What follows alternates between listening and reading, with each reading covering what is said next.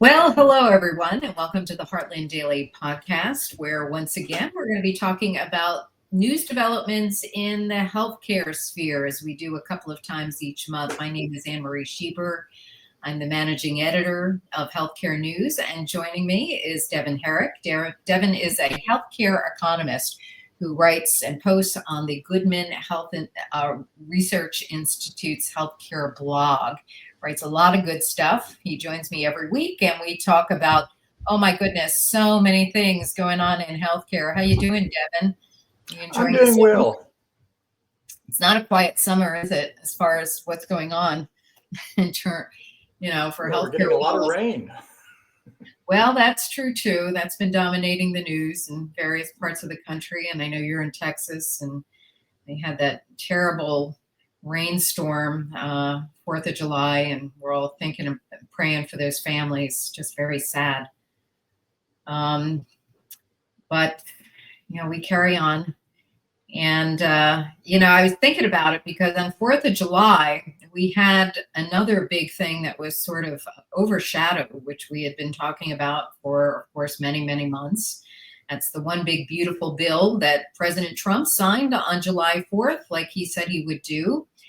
The House and Senate agreed on a final bill and sent it to him for quick signature.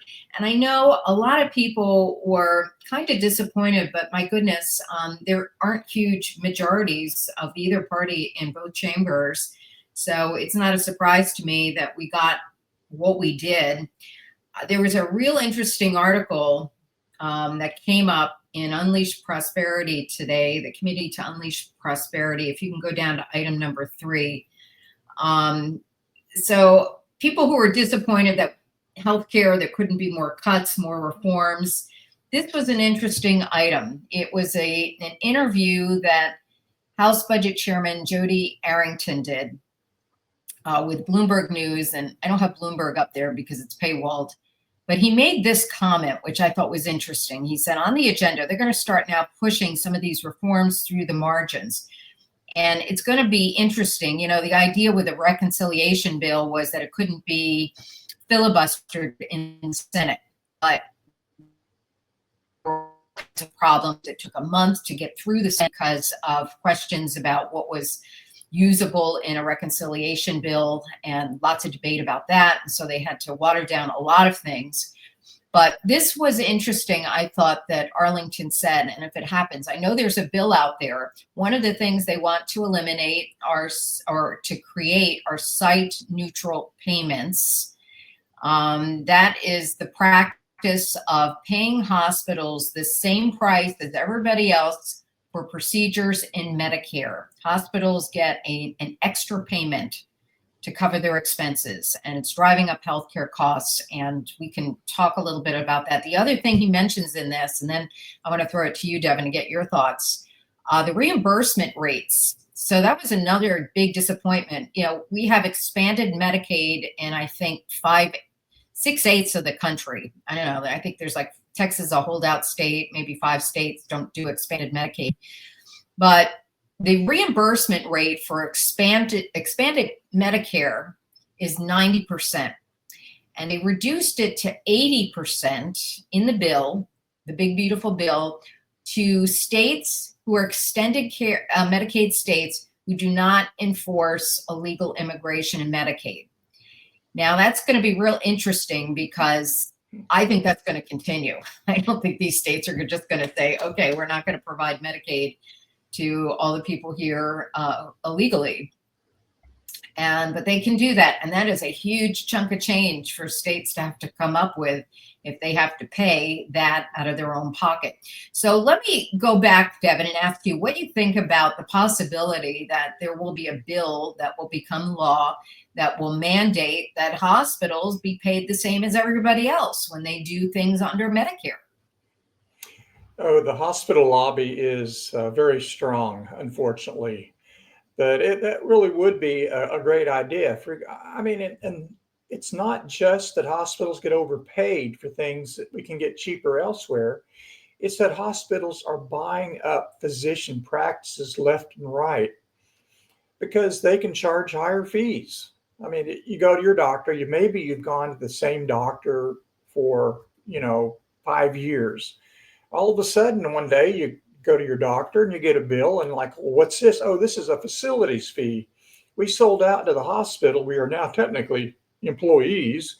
And so now you have to pay, 100, 200, whatever it may be, additional just because the hospital owns that physician practice. Plus, Right. that physician may have incentives to order, to do the hospital's bidding. You're not the patient anymore. The hospital's employer, or the physician's employer may be the real client or real customer. So it is a big concern to me. And it's not Yeah. just what we've talked about in terms of getting paid too much for an MRI. It also includes whether your doctor really works for you or works for the hospital. Well, right. And we end up all having to be filtered now through corporate medicine. There are no independent practices because they're gobbling up independent practices right and left.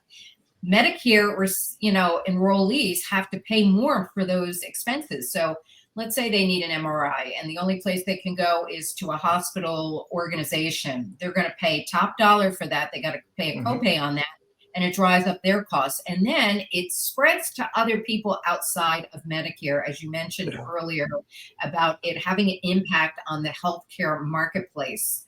And so it's very difficult to find any competition that drives up costs.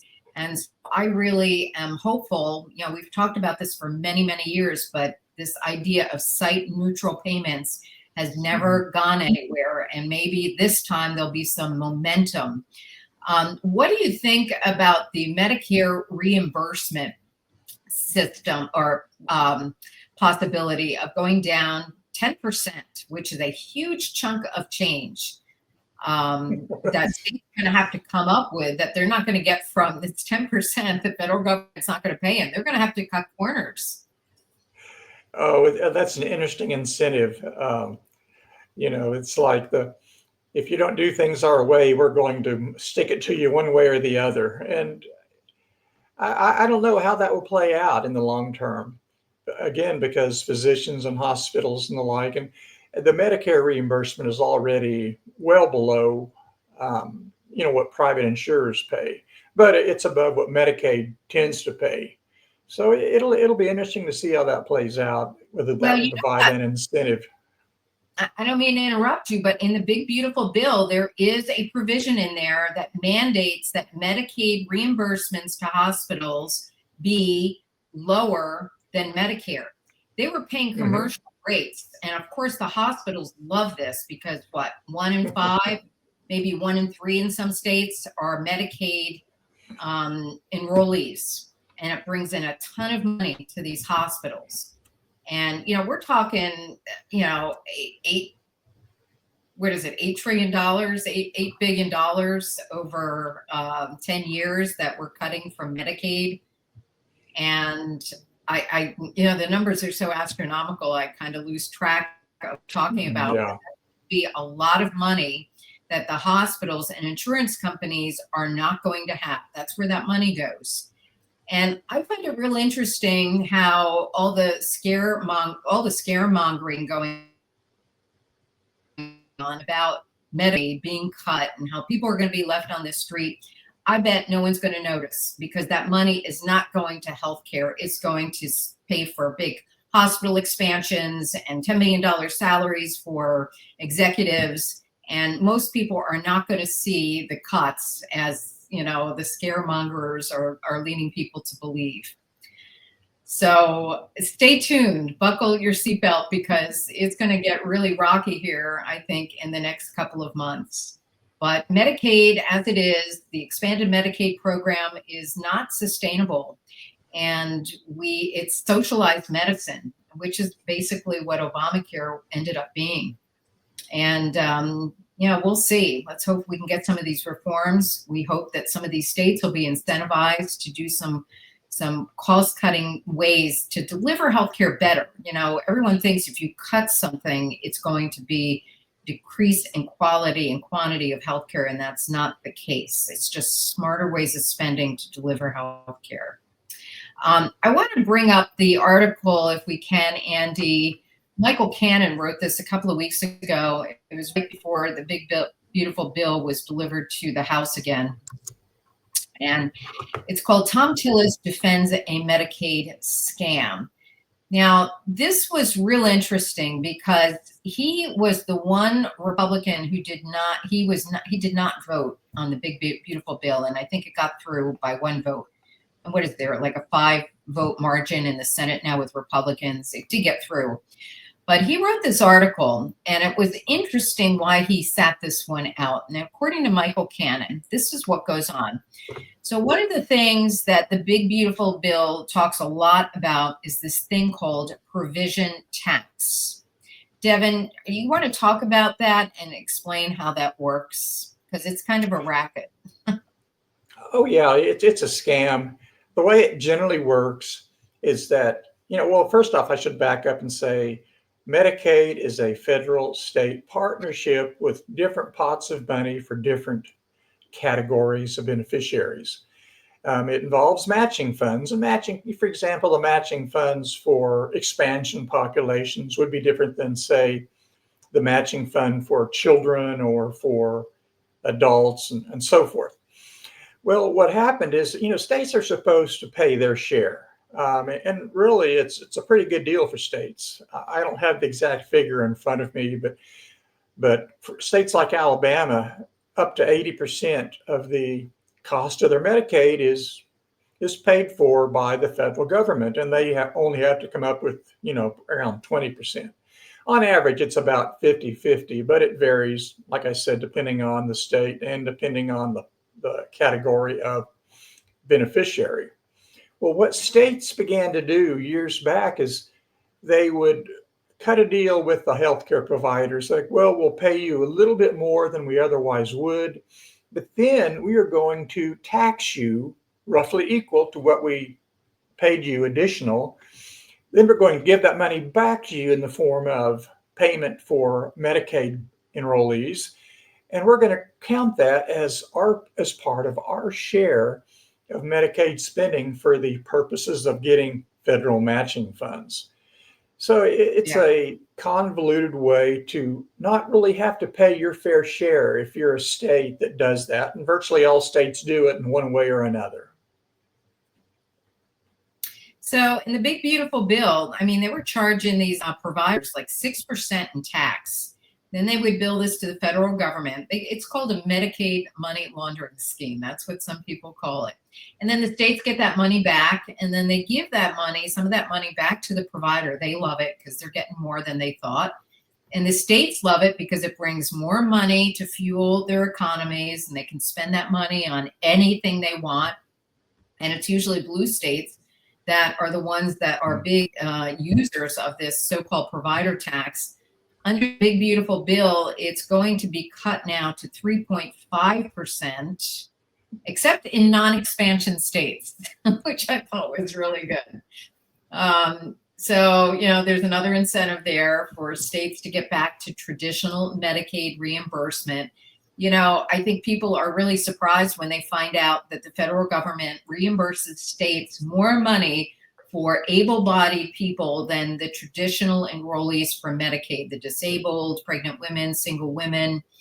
And they're the ones who really suffer because they do not get the attention and the health care and the supply that the expansion population gets, because the expansion population brings in so much money. And it shouldn't be that way. I know there's a big push, and it couldn't happen under this big bill, but the idea is to get that reimbursement rate the same for everybody. In Texas, which is a non-expansion state, they're getting 65% for every dollar they spend on Medicaid, and they're losing out. And there are people who know that, and they're pressuring Texas to expand the program, but they don't want to do it. Well, and it's also a case of, fairness for physicians. No physician really likes taking Medicaid, but many physicians feel they need to. They feel it's a moral obligation. But then we expand Medicaid from the poorest to, someone that's richer or someone that's not working or are much higher income, and doctors began to balk. It's like, wait a minute, I feel it's my responsibility to treat the poorest of the poor that are on Medicaid, but I don't want half my practice to be people on Medicaid because I can't make a living. That's what they think. And, of course, the same is true of Medicare. I mean, Medicare, it still pays a lot better than Medicaid generally for physician services. But most physicians try to keep their practice to a ratio of Medicaid to Medicare to private pay. And when you expand Medicaid, you're putting pressure on that, where doctors begin to say, no, I can't accept Medicaid patients, or usually it means I can't accept new Medicaid patients. And so you find that you're paying for people to be on Medicaid who literally can't find the doctor. Yeah. All right. I want to jump ahead to your article on work, on the work provision. So you wrote this a couple of days ago. Should work be a condition for Medicaid eligibility? Now, this is getting all kinds of heat from Democrats, from the left. They think this is the most draconian thing you could ever do to somebody, which is to tell them to value what they're getting from the federal government. Now, we've tried this before under Trump 1, and these provisions ended up in court. And many states dropped them. States were getting waivers to require their expansion population to work for Medicaid. And the requirement wasn't usually that big. It was like work 20 hours a week, a month. Or, you could go and enroll in a training program, but it was just something to occupy your time. Devon, can you talk about why it's so important to do this? It's not just because, people are trying to push jobs. There's another reason for it. Well, it's very popular among Republicans especially. And support for the Medicaid program in general rises. And I think the New York Times wrote about this. Support among Republicans for the Medicaid program goes up if people have to work for it. And it's not just, it's from a standpoint of, it may not actually induce more people to work, but at the very least, it'll make people appreciate what they have. And it will probably weed out a lot of those that don't appreciate it. And one thing I've always said, I've never really read this, it just makes sense to me, is that most Medicaid nowadays is run by managed care organizations. Mm-hmm. They're going to get paid whether I see a doctor or not. And if I can't see a doctor, well, they're going to come out ahead. And so if I don't value that program, if I don't use that, if I don't need those benefits, we really shouldn't be paying for them to have those benefits, paying the private plans to not provide the care. So I think work requirements are really a straightforward, common sense approach to, if you want Medicaid benefits, you need to go online once a month or whatever, it'll vary by state probably, and just verify that you're working or looking for work or in a training program or disabled or whatever your criteria is. And I think that overall, states will probably have to experiment until they find the appropriate mix of requirements to be efficient as well and effective and not unduly burdensome, but where they actually work. But I think a lot of people, including Democrats, would agree that, if you're getting a benefit, if that benefit is costing taxpayers hundreds of dollars per month, there's no reason why you shouldn't go online and spend 5 or 10 minutes once a month verifying that you're in fact eligible for those benefits. Well, it forces people to value the program. And if you get something completely free, you don't value it and you tend to waste it. And so to me, it seems like the biggest screamers about the Medicaid work provision are the insurance companies and the hospitals, because they're not going to get automatic payments now. What happened in Georgia was the only state that stuck with work requirements. Last year, they passed it. And when they did, I think Medicaid enrollment dropped precipitously. Like people Mm. didn't sign up for it. Either they couldn't be bothered or it's too much of a hassle, but they found healthcare some other way, or maybe they went without. I don't know. But, I think the hospitals are worried that people are going to go uncovered. And then, the people without health insurance get really sick. They go into the emergency room and there's nobody there to bill. And so states are really going to have to figure out a way to get people more engaged and find better ways to deliver healthcare instead of just wasting all that money. And the work requirement is not going to apply to people who are truly disabled. There are going to be all kinds of exceptions, and states are going to have to come up with those rules. They're going to have to figure out a way to manage it. And then, the federal government is going to have to do its diligence to make sure that states are following the provision in the law. So there's a lot at stake. We will see. It's not going into effect, I think, until next year. So we'll know how this does work out. All right, moving on.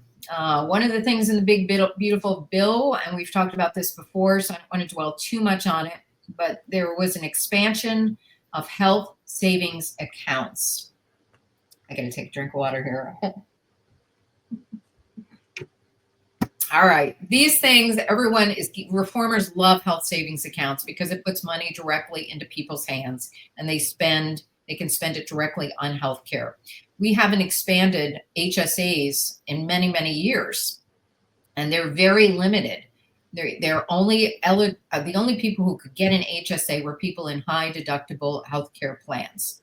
Well, under the big, beautiful bill, they expanded it a little bit more so that I think 20 million people now will get HSA, 40 million will get HSAs as opposed to now 20 million. You can now use your HSA to pay for direct primary care. You still have to be in a high deductible plan, but the accounts were also, there was some discussion whether you could use your account to pay for gym membership. That was nixed in the Senate. What else? The tax gets over the tax benefit to the wealthy hurdle. Okay, so a lot of people were saying HSAs are really a tax benefit to wealthy people. That is very untrue because, first of all, the contribution amount isn't that big, right? It's like that hasn't changed at all. And, you have a huge tax benefit on it. You can take the money out tax-free. It can grow tax-free. You get a tax deduction for contributing to an HSA. But again, there's a lot of restrictions on these things that they're not going to be used for an investment tool per se. I think this just kind of opens the door on HSAs. They're a great idea. And I think, over time, maybe in the next reconciliation bill, we'll expand it to people without a high deductible healthcare plan. We can only hope. Any thoughts on that, Devon? Oh, that would be great because what I ran into was, I have an HSA, I had a high deductible health plan, but then I switched to another one, like in 2023, I want to say. And I found out after the fact that my new health plan, which was high deductible, had a deductible that was actually too high to qualify for my HSA to make additional tax-free deposits. And the whole purpose of an HSA, one purpose is to save for future healthcare needs. Another purpose is to equalize the tax treatment of healthcare you buy through, say, a employer health plan with self-funded healthcare. If you buy healthcare through your employer, you're getting a huge discount. It's the taxes. But if you pay out of pocket, you're using after-tax funds. That's a big difference. The HSA allows, individuals to use pre-tax funds to pay for healthcare below their deductible, the same way that a employer plan allows their workers to buy healthcare at a, pre-tax, tax-free discount. And I think that's really a very important distinction.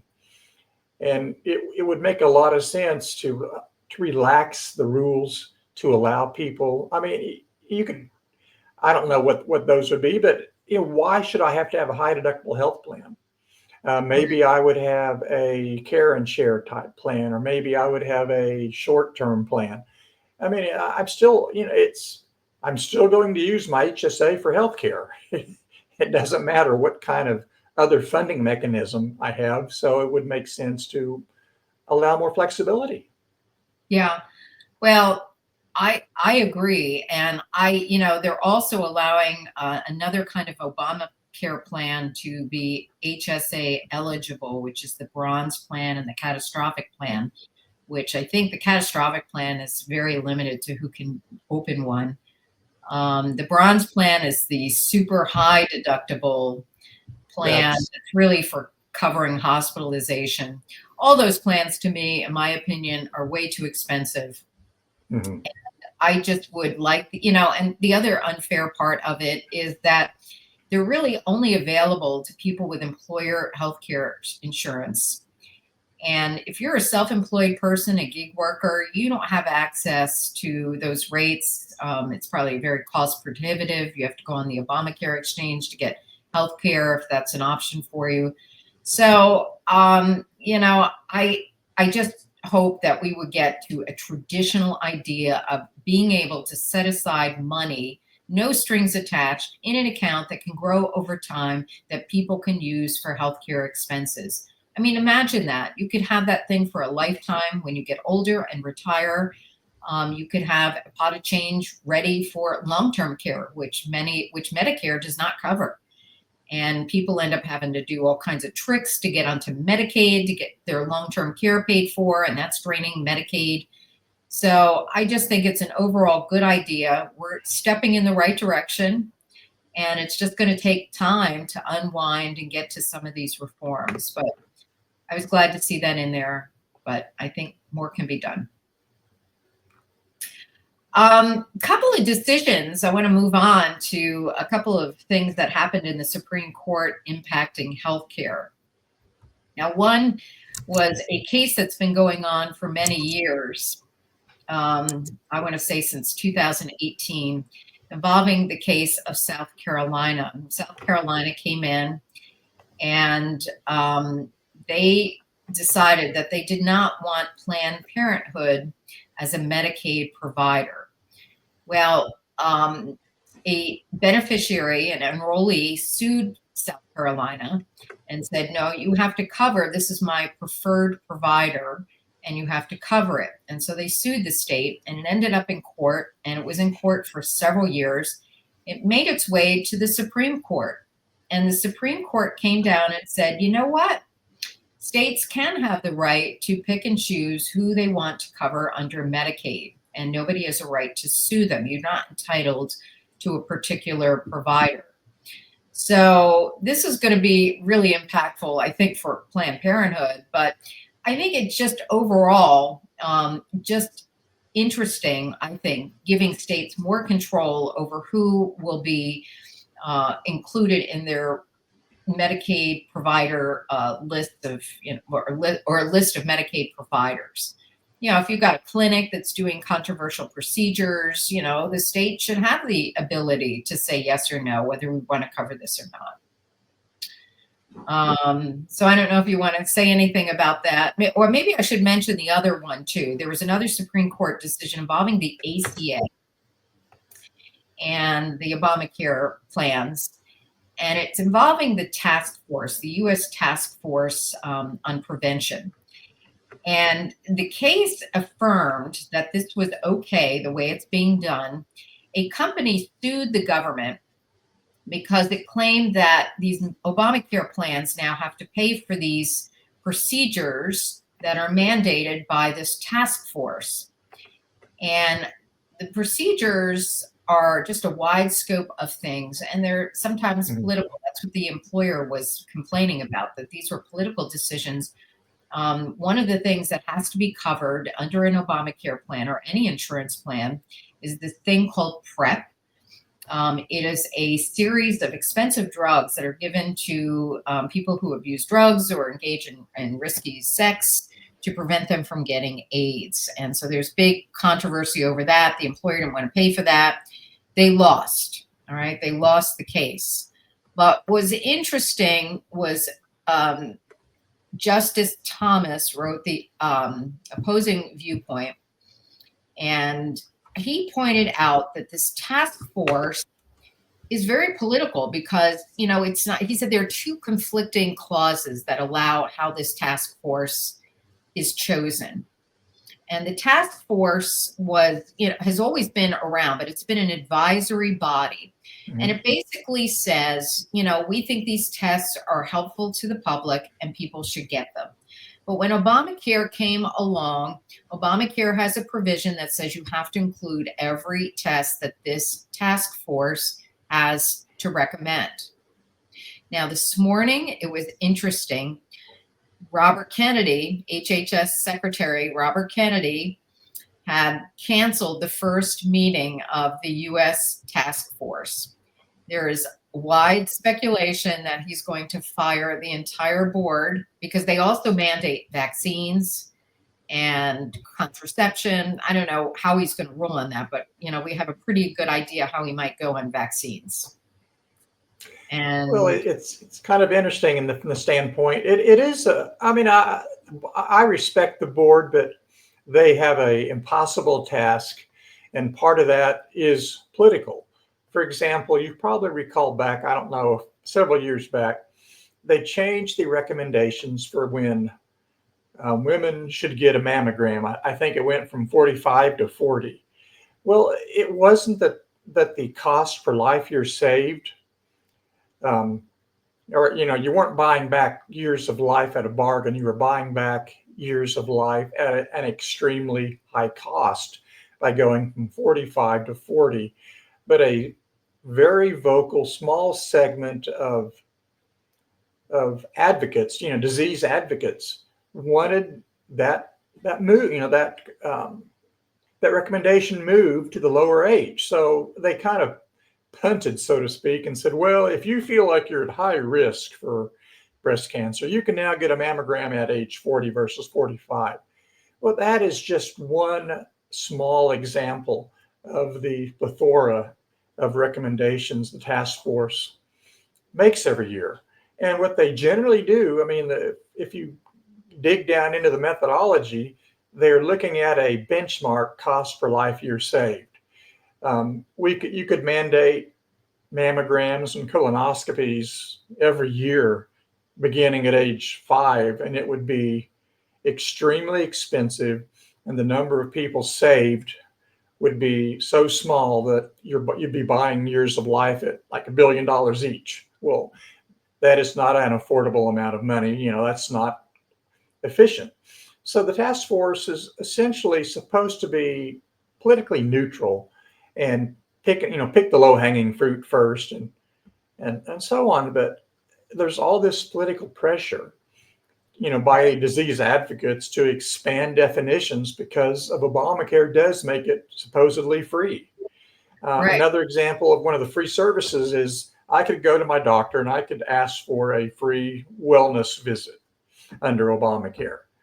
Well, I've talked to people that have done that, and they make the mistake of they call their doctor, oh, I want a physical. They go and they get a physical, they get a blood test, and they get a bill. And they're like, wait a minute, what do you mean? This is free Obamacare stuff.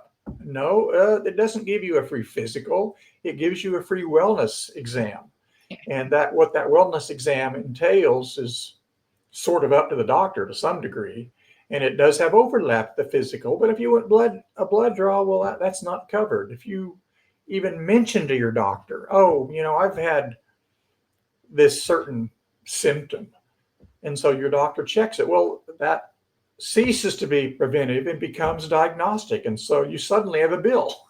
So there's all this ridiculous red tape involved that really turns a lot of the recommendations, and under Obamacare, that is, that turns them into a political football about, okay, what can we get Obamacare to cover? Because I would like more revenue to my segment of the economy that covers that, like colonoscopies, for example, or mammograms or what have you. Well, exactly. And people cannot value these things if they're mandated to be covered. There's no individual input into it, and people are going to use these things because they're free. Colonoscopies are an invasive procedure, and there's mixed feelings about them because there is a risk to them. They're invasive, and, if the task force comes in and says, okay, we think Obamacare plans, all insurance plans should pay 100% of the bill for one of these tests every few years if you're a certain age. Well, most people are going to say, well, yippee, it's free. I might as well get it done. And that's a really bad way of making a healthcare decision. Everybody's different, and maybe not everybody needs that. And then, of course, you're right. There are a lot of politics that go into this body. Thomas had a real interesting, if you read his decision, he talked about the history of this. And he said that this task force is voluntary, right? So there are people who volunteer their time. They never were political until Obamacare became law. And then there's a provision in Obamacare that says now everything this task force says is going to carry the weight of law. It's going to have to be covered. So you can see right away people lining up at the door, wanting their test or their special interest covered, and recommended by this task force. And so Kennedy is now going to have the authority after the Supreme Court decision to appoint the people on this task force. And I'm sure he's going to put people in there who align with him. It's just the nature of the beast. But, again, it all comes down to the federal government micromanaging every single thing in healthcare. And that's why we spend so much money and we have so much waste, and it needs to stop. All right. The last thing I want to talk about, which is a blog post you put out, which was really good, on surprise bills. Now, the Surprise Bill Act was enacted in 2020, and it kind of leaves patients out of the loop. So, for people who aren't familiar with this, if you have a healthcare plan, you have to go for coverage, you have to go to a provider in your network. When you go to the hospital, a lot of times you don't know who's in your network. And there might be doctors there who are providing you care who are not in the network, and they're going to send you a separate bill. And people are floored when they receive these bills because they're not cheap. And so these are called surprise bills. There's also something called balanced billing, which I don't think this No Surprise Act deals with, but maybe you can explain that. Devon, yeah, it does deal with that.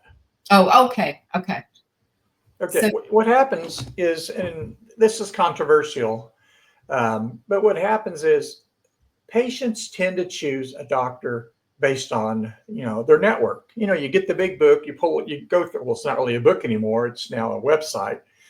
And if you're in the Blue Cross plan, you find the doctor that accepts Blue Cross. Hopefully it's the same doc. A lot of doctors are in all the major plans. So hopefully if your employer changes every year, you don't have to change doctors. But, but enrollees in health plans tend to want their doctors to be in their network because they enroll in some health plans just flat will not cover a non-network physician. But what happens is some doctors you cannot choose. You really cannot choose your anesthesiologist. They are mostly not really hired per se, but they are scheduled by a staffing firm that has a contract with the hospital. The same is true of a radiologist. The same is true of the physicians that are manning the emergency room. Oftentimes pathologists are similar, sometimes assistant physicians. The doctors behind the scenes that you do not choose yourself as a patient were really the ones that tended to have surprise bills. They had no incentive to be in a network because they couldn't be fired for not being in a network. Being in a network would not enhance their revenue, would actually reduce their revenue. So what happened in 2020, Congress debated several bills. And the bill that was passed, the No Surprises Act, essentially said if you go to an in-network hospital, and you are inadvertently treated by an out-of-network doctor, that doctor cannot send you a balanced bill. Because what happens is they'll send you a bill, or they'll send your insurance company a bill. The insurance company will say, "We're not going to pay this. We're going to pay, we'll pay 500." Mm. But the bill may be a list price of, say, 1,000. So the patient got the bill for 500. Well, under the No Surprises Act, that's called a balance bill. Under the No Surprises Act, if you in good faith tried to go to a in-network facility and had an out-of-network doctor treat you, the doctor and the health plan have to duke it out and figure out who owes what, how much. The patient cannot be held responsible. But the problem is of course, not being in a network, the physician or the practice group that owns them wants bills as high as possible. Insurance companies want, fees as low as possible. If they can't come to an agreement, they go to essentially an independent dispute resolution process, an arbitration. And what's happened is the arbitrators across the country are awarding fees that are all over the map. There's no consistency. You would think that there would be a semblance of a consistent fee for a given procedure. Well, it's not happening. Yeah, right. It's I think it's called baseball arbitration, where the health plan has an offer, the physician group has an offer. The arbitrator is supposed to assess what the right fee should be and pick one side or the other. And it varies depending on who they're picked, which fees are awarded is very arbitrary. And a lot of health policy analysts are concerned, saying, well, this was supposed to lead to the closest we could come to a market outcome. But it really isn't. In fact, it did reduce costs that we can tell. So compared to out-of-network provider costs. So, and that is a problem, but unfortunately, we'll have to revisit that in the future to see if there is a fix for it. Maybe better training of arbitrators. Yeah. I mean, I thought John Goodman, who is the co-publisher of Healthcare News and the Goodman Center, of course, Institute for where you post your blogs, he had a real interesting idea. He thinks that this is really the onus is on the insurance plans, because it's false advertising when you're selling a plan and you're telling people they're covered. There is an expectation when you go to the hospital, you're going to be covered. And, like you said, there are all kinds of people, complicated networks. Some people are in it, some people aren't. And the healthcare plan is promising you coverage if you go to the network hospital. And he thinks these things should fall under the Fair Trade Act. I think that's what it's called. That there should be lawsuits regarding false advertising on these plans. And so it would really incentivize the health plans to do better diligence to make sure that they've got an anesthesiologist fee on board, or work out some sort of deal where that kind of care is going to be provided and there aren't going to be these extraneous bills because there's so many complications to who is in the network and who isn't. So I don't know. What you were referring in your blog post, wasn't there a study that found, well, you said that the resolutions were all over the map. They weren't necessarily ruling in favor of the doctor or the hospital. I mean, it was just super arbitrary. Yeah, in some cases, you'd have one entity that would would favor providers like 90% of the time, and then you have other entities that would favor the health plan a substantial amount of time. And you would expect consistency. But I think a way to really expand upon John Goodman's idea would be to also engage with the hospital. I mean, the insurance company can't really control who's at that hospital, but the hospital can. And so if the insurance company signs a deal with the hospital, agrees on reimbursement rates, basically, it should be up to the hospital to talk to their medical staff and say, okay, if we have a deal with Blue Cross, for example, you need to negotiate with Blue Cross and arrive at a solution, or we're going to be in trouble. Right. Because under the Fair Trade Act, if the hospital is, quote, in the network, you would kind of assume that their employees and or their subcontractors would be too, but they aren't necessarily.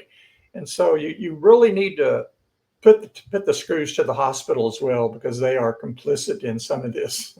Yeah. And then you would have more leeway to put the screws to the insurance companies and say, okay, you need to sign up, if you have to have a network. There's what's called network adequacy regulations. And if you sign up that hospital, the hospital has to ensure that there are people at that hospital willing to care for patients that are in the same network the hospital is in. Sure. So yeah, I would agree. Yeah, I kind of think there was an expectation in 2020 that if this bill passed, which it did, that everyone would be afraid of it and that they would work out reasonable rates, work out a system where they wouldn't have to go to arbitration, because that was right. a wild card. And so it would be better to resolve these issues before they ended up having to go into arbitration or whatever they call it. But apparently that hasn't happened.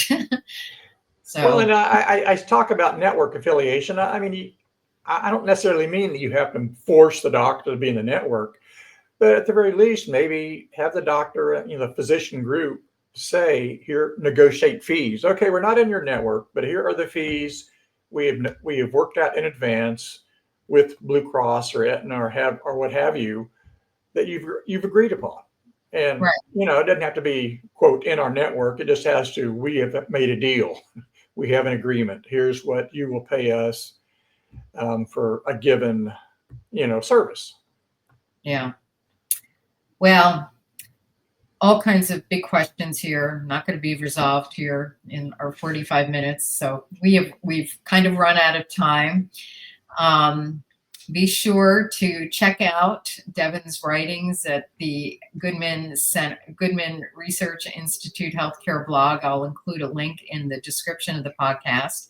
And of course, healthcare news. We have just cover the latest in what's going on nationally and in various states in healthcare policy, and we present it from a free market perspective. So if both of those sources can make you a really good healthcare consumer. And the ones who I think really win this crazy, complicated race are the ones who are well educated. And so that's what we hope to do. And we encourage you to kind of check out those sources. And we appreciate your tuning in. And until the next time, stay safe, stay healthy, and we'll see you back here in a couple of weeks. Thanks, Devon.